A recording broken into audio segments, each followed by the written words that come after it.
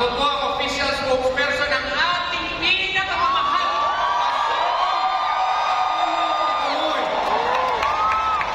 Bakit natin piliin si Pastor?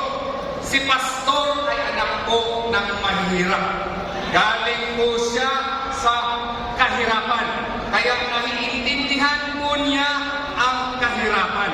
Natapos siya doon sa Pugina kung saan ang bukid na tinatawag na Tamayong Kalinang, Davao City.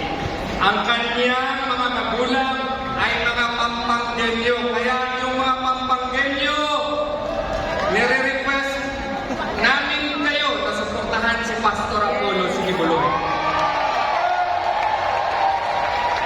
Galing siya sa kahirapan, kaya nga po, mas bibigas at pagkain. Noong bata pa siya, ay mahirap po. Nag-aral siya doon sa Parang Maguindanao. Kaya yung mga kaibigan natin salam na mga Muslim, suportahan natin si Pastor. Naging scholar po siya sa Bible School at siya po ay itinataguyod ang kanyang sarili